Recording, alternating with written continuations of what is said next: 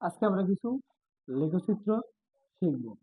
কিভাবে লেখচিত্র শেখা যায় এটা আমরা ক্লিয়ার করব। কিভাবে লেখচিত্র ক্লিয়ার করা যায়, দেখো, তোমাদের লেখচিত্র শিখতে গেলে তোমাদেরকে এই দ্বিতীয় অধ্যায়ের গতির কিছু ঘটনা উদ্ঘাটন করতে হবে, তাহলে তোমরা লেখচিত্রটা অঙ্কন করতে পারবা। কিভাবে?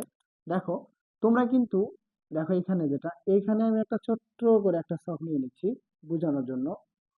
এটা ছকের ক্ষেত্রে আমাদের কিভাবে লেখচিত্র অঙ্কন করতে হয়, খুব ইজি একটা বিষয়। এখানে আমরা জানি এটা বেগ, এটা হলো আমাদের সময়, 1 2 3, ওকে ডান। এটা স্থির অবস্থা থেকে যাওয়া শুরু করছে যে 10, এটা হচ্ছে 20, এখানে 30, 0 2 4 6।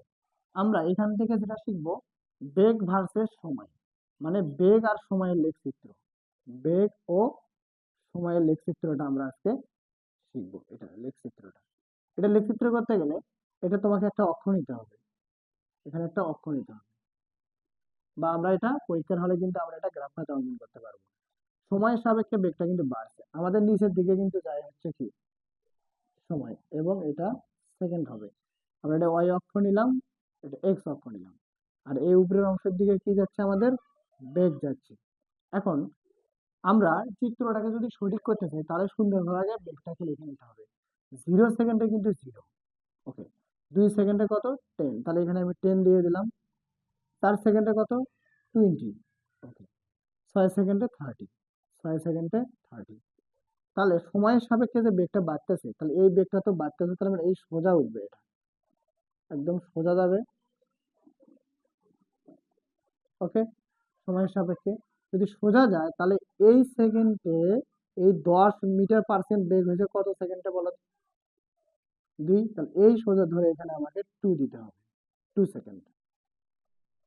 তারপর 4 সেকেন্ডে কত হয়েছে, 20। তো এই সোজা কিন্তু এই জায়গায়, তাহলে এই সোজা কিন্তু এই জায়গায়, এখানে আছে এটা কত সেকেন্ডে, 4 সেকেন্ডে, ওকে।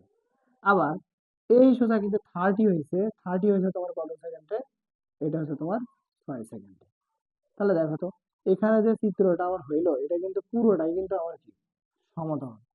সময়ের সাপেক্ষে শুধু এটাতে বেগ বাড়ছে, কখনো বেগ কিন্তু কমেনি। এটা কিন্তু আমাদের চিত্রটা হবে কি বলতো, চিত্রটা হইলো সুষম ত্বরণ, বা এটা হইলো সমত্বরণের চিত্র, 1 নাম্বার। আমি মনে করি ক্লিয়ার। এটা 2 নাম্বারে যেটা আমরা এখন করবো, দেখো,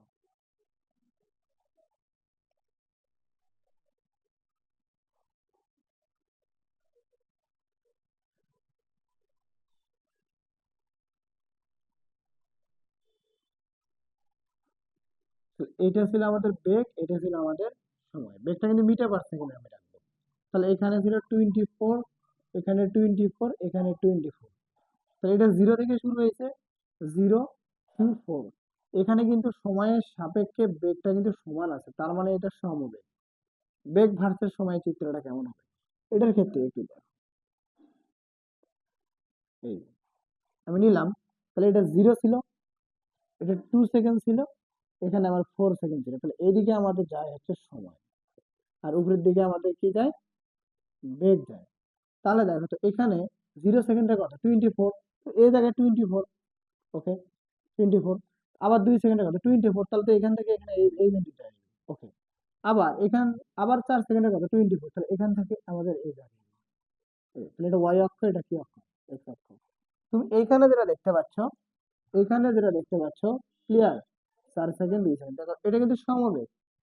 এটা কিন্তু চিত্রটা কিসের হবে বলো তো, এটা হলো, এটা হচ্ছে সমবেগের চিত্র, ঠিক আছে, সমবেগ। এখন যদি আরেকটা দেখে তোমাদেরকে, তাহলে 3 নাম্বারটা যেটা হবে,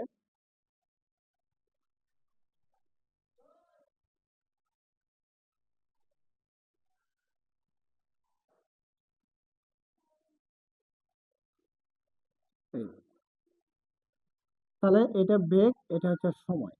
এটা ছিল 24 সাপোজ, এটা ছিল আমার 12, এটা হলো আমার 0। এখানে 0 ছিল, এখানে 2, এটা 4। আমি একই জিনিস বারবার দেখাচ্ছি সেকেন্ড দিয়ে। এটার ক্ষেত্রে কেমন হবে, এটা কিন্তু সময়ের সাপেক্ষে বেগটা হ্রাস পেয়েছে, তার মানে মন্দন করছে। তাহলে এটা চিত্রটা কেমন হবে, একটা মজার ব্যাপার আছে, তিনটা অঙ্কন করে নেই আগে। তাহলে নিচের দিকে আমাদের কি যায়? নিচের দিকে যাচ্ছে আমাদের সময়, আর এই উপরের দিকে আমাদের কি যায়? বেগ যায়। তাহলে আমাদের এটা কিন্তু সরাসরি নেমে চলে যাচ্ছে নিচের দিকে। তাহলে এইখানে তার বেগটা কত ছিল? 24। ঠিক আছে, তারপরে সে কততে নামছে? 12-এ নামছে। তাহলে এই বিন্দু এখানে হবে। আবার সে কোথায় আছে? জিরোতে। তাহলে জিরো এই সেকেন্ডে কত তার? 2 সেকেন্ড। এখানে কত? 4 সেকেন্ড। ওয়াই অক্ষ, এক্স অক্ষ।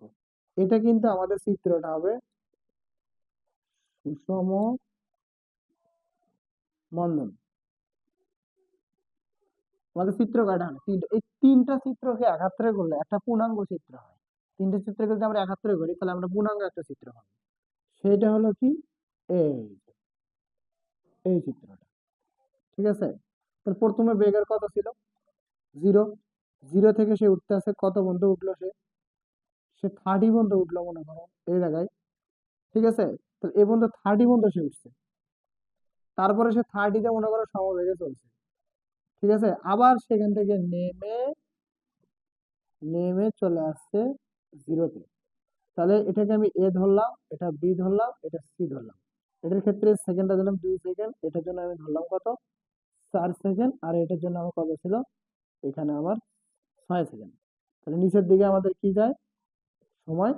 এদিকে আমাদের কি যায়? বেগ। এটা হচ্ছে ওয়াই অক্ষ, এটা হলো আমাদের এক্স অক্ষ। তাহলে ওই অংশটা কি? ওই অংশটা কিন্তু পুরোটাই ত্বরণ। তাহলে ওই অংশটা আমরা কি লিখতে পারি এখানে? এটা পুরোটাই ত্বরণ। এটা কি হবে? এটা হলো সমবেগ, এটা হলো কি? মন্দন। তাহলে এখানে এই তিনটা ঘটনাকে একাত্র করে কেন্দ্র করে আমরা এই চিত্রটাকে অবলম্বন করতে পারছি।